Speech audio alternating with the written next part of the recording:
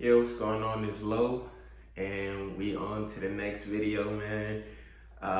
In the last one, I'm gonna always give a little recap of the last one because it is a continuation. All right, you might be tired of the explanations before I get to my point, but whatever. It's a continuation. All right. So in the last one, I went into capitalism a little bit more and I went into the New Thought movement, the law of attraction, as the religion of capitalism. And that made me think the next thing I should go into before I start talking about worldviews so that all of this could make sense.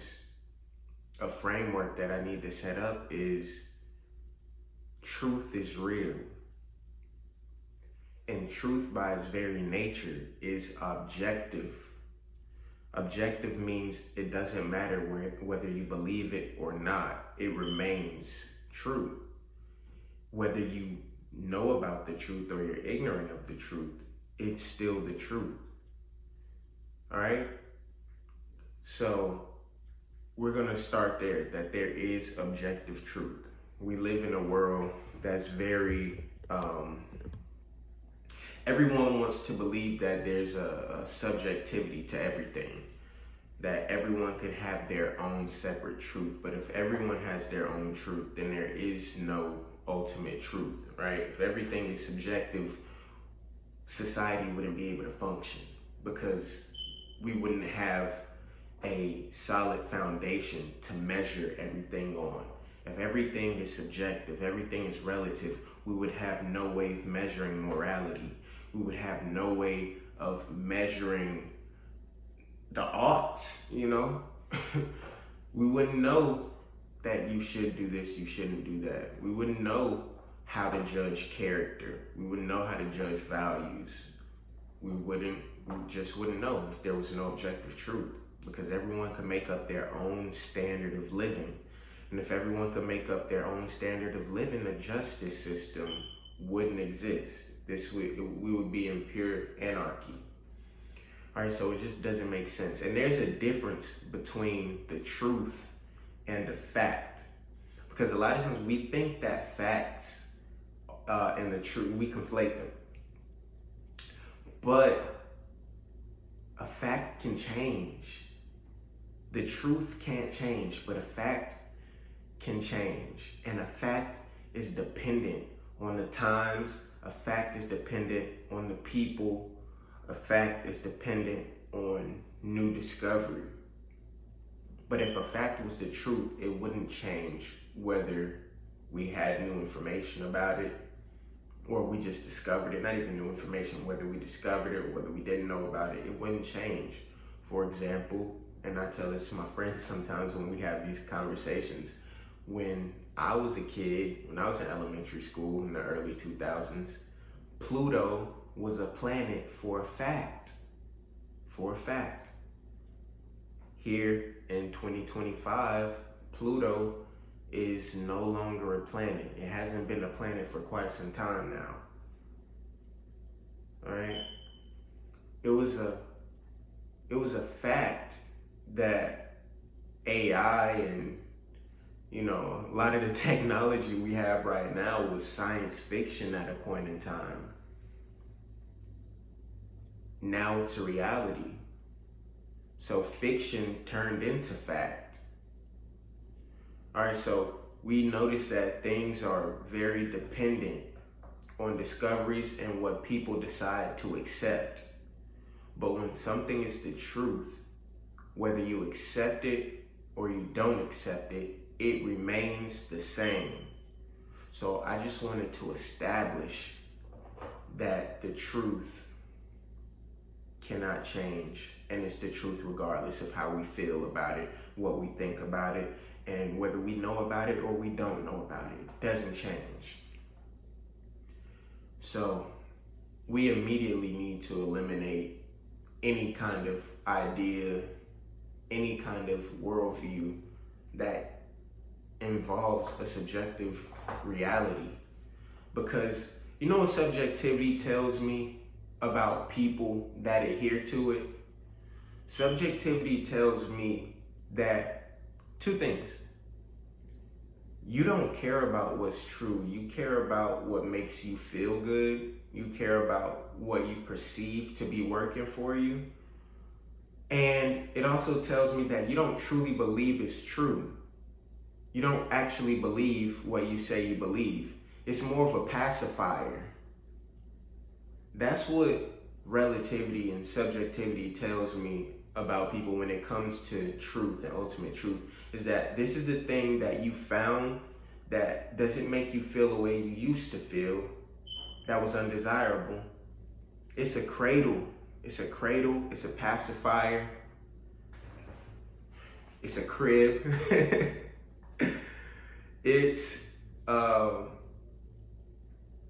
It works for you. And something that gives this away, that you don't truly believe in it, it just is something that's giving you comfort with this life that we're living, is that you're okay with other people not adhering to what you adhere to.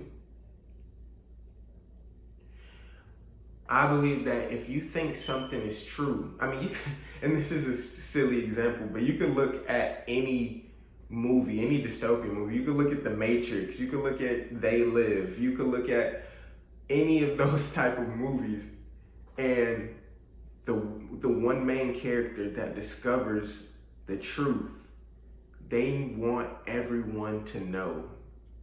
Not only do they want everyone to know, it's imperative that they know for their own well-being, to get them out of traps and loops and illusions.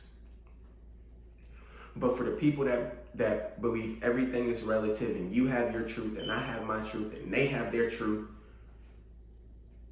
these are people that don't care about truth, and they don't care about the well-being,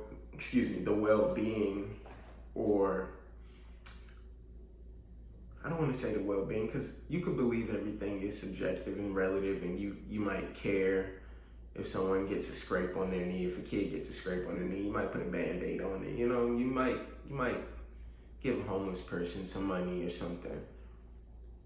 So the way I want to put it is, you just don't truly believe what you believe is true. You don't believe your worldview is a fact. You believe it works for you, and that's it. So other people, you let them believe what they believe and do what works for them. As long as they're happy and they're not bothering anyone and they're not hurting anyone, it's perfectly fine. And that sounds reasonable. But as we go down this rabbit hole and we start examining the worldviews up close, and we start examining the reason for our existence, we start examining the why and the how we got here, then you'll realize, well, if everything's subjective, that doesn't lead us to anywhere. Subjectivity only works for what's already in existence, but there is no explanation that subjectivity can give you for how we even got here in the first place in order for us to have subjective realities. So if we just came from nothing, if we just evolved into this and we all decided to have our subjective realities, that's cool. That would be perfectly fine, except for the fact that we have objective,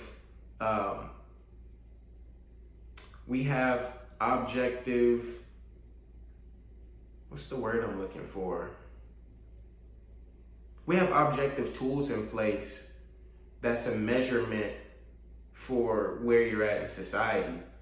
Like, we have things like standardized tests where children should know where, it lets you know where children are in their education and in their learning based on where they hit in that curve. You know that this is where kids should be, here or further here on the bell curve or whatever. If you're this way, then you're behind. If you're this way, you're ahead. If you're this way, so we have things in place to allow us to have a solid foundation to relate on and to measure ourselves by. We have a justice system. We have morality. We have values, character. We have all of these things. that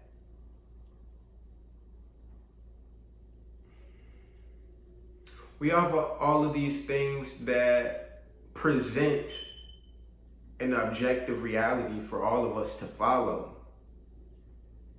We have laws. We have road rules, you know.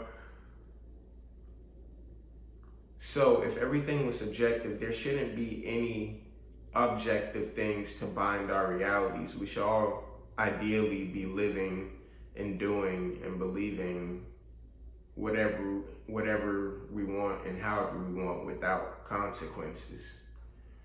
But that's not the case. It's not the case.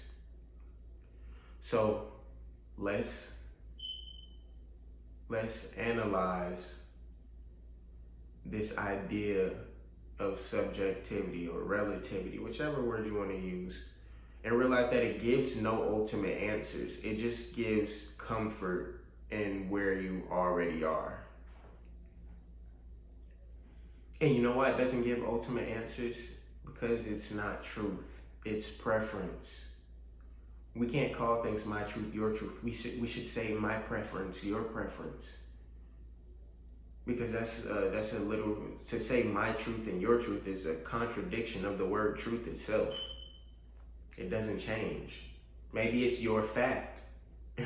You know, maybe right now you're a planet and maybe in 5 years you won't be. Maybe today your crystals work for you and tomorrow they don't. You know, you can change. You know, maybe you're part of religion and tomorrow you're an apostate. So, I'm gonna land. There's no such thing as subjective realities or truths. I'm sorry, not realities. I'll give y'all this one thing, because I never just want to just full like an onslaught onto a worldview without saying, okay, here's where it does make sense. How we experience objective reality can be subjective. We can both see an apple, you know, and to you see a delicious fruit.